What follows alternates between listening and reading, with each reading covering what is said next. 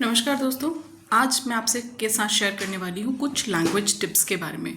आपको पता है कि आपके बच्चे के पास वर्ड्स हैं, उसको अल्फ़ाबेट्स, नंबर्स, राइम्स आते हैं, उसको फ्लैश कार्ड्स पता है, वो बहुत सारी चीज़ों को पहचानता है। कभी गाय, कभी कुत्ता, कभी डॉग, कभी म्याऊ, कभी कैट, इस तरह के वर्ड्स ओकेजनली बोलता है। जब बहुत ज़्यादा परेशान होगा तो give me, come back, okay, bye, no, okay, fine, इस तरह के वर्ड्स भी बोलता है। बट ये सब कुछ रेगुलर नहीं है। कई बार ये भी शिकायत होती है कि वो शब्द रिपीट करता है, टीथ्स, नोज, आइज बता देता है, पर जब मन होता है तब हर बार नहीं बताता। ऐसा क्यों? सो पेरेंट्स, आपने कभी ऐसा देखा है कि आप लोग क्या करते हैं? एज अ पेरेंट हमारी आदत होती है कि हमारे बच्चे को जो चीज़ पता होती है हम उसके बारे में बहुत ज़्यादा कॉन्फिडेंट हो जाते हैं और हम वही वही चीज़ें पूछना चाहते हैं। एज इफ उसको पता है कि क्या खाना है एंड ही से सैंडविच, तो हम सैंडविच खिलाएंगे। हमने पूछा ये क्या है? नोज़। ये क्या है? नोज़। आप उनसे दिन में 10 बार 10 लोगों के सामने सेम क्वेश्चंस रिपीट करते हो, वो जो वर्ड्स यूज़ करते हैं आप भी वही कहते हो। अगर वो दूध पीने को दुद्धू कहते हैं या पानी पीने को मम्मम कहते हैं तो आप भी वही कहते हो, वही रिपीट करते हो। इन दिस वे आप बच्चे को एक लेवल तक तो सपोर्ट करते हो, बट बेसिकली आप उसके लैंग्वेज लर्निंग में हर्डल्स बन रहे हो, परेशानी क्रिएट कर रहे हो। आप उसके वर्ड सिलेक्शन को सैचुरेट कर रहे हो, मतलब उसको जो आता है आपने उसकी लर्निंग को वहीं पॉज कर दिया, उसको उसके आगे सिखाने की कोशिश नहीं की।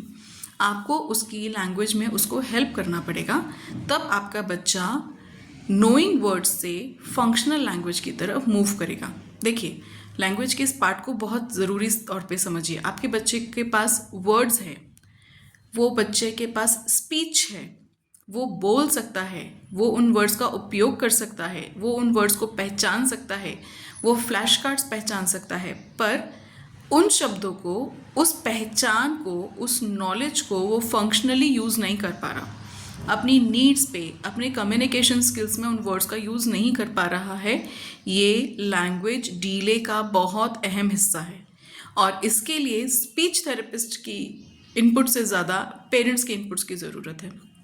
आपके बच्चे को पता है हंग्री, प्यास लगी है, भूख लगी है, सैंडविच खाना है, रोटी खाना है, फ्रूट्स नहीं खाना है, तो आपको इस वर्ड्स को आगे बढ़ा के लेके जाइए। फॉर एग्जाम्पल, अगर बच्चा कहता है पानी या वो बॉटल ला के देता है, कहता है दे दो, तो अब आपको यहाँ पूछना है पानी दे दो, बोलो पानी दे दो, पानी दे दो।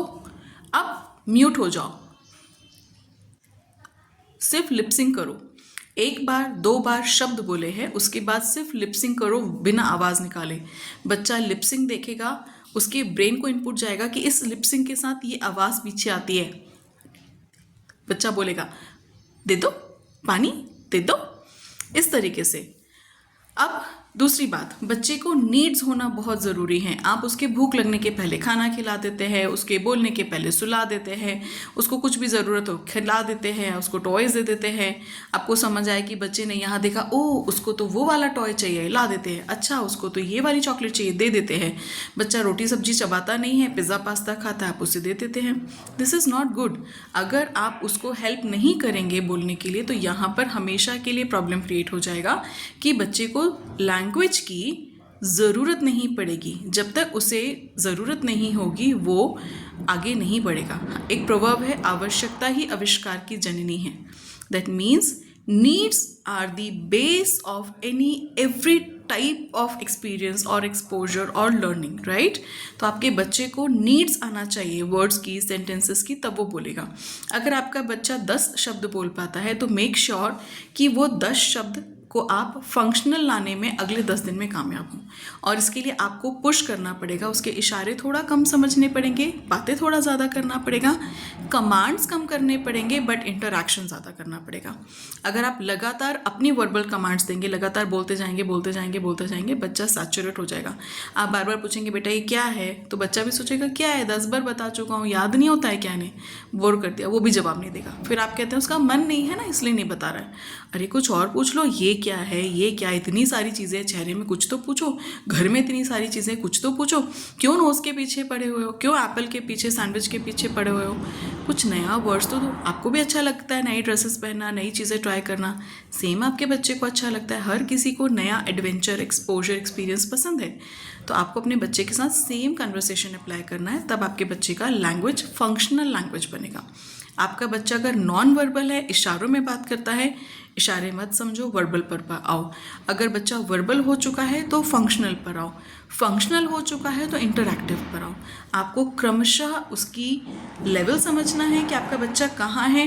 नॉन वर्बल है, वर्बल पर जाओ। वर्बल हो गया है, मीनिंगफुल पे जाओ। मीनिंगफुल पर है, नीड बेस्ड पर जाओ। नीड बेस्ड है, फंक्शनल पे जाओ। फंक्शनल है, इंटरैक्टिव पे जाओ। इंटरैक्टिव है, क्वेश्चन आंसर्स पे जाओ। क्वेश्चन आंसर्स पर है, स्टोरी टेलिंग पे जाओ। स्टोरी टेलिंग है, 3-4 वर्ड सेंटेंसेस पे जाओ। इंटरैक्टिव कम्युनिकेशन पर जाओ।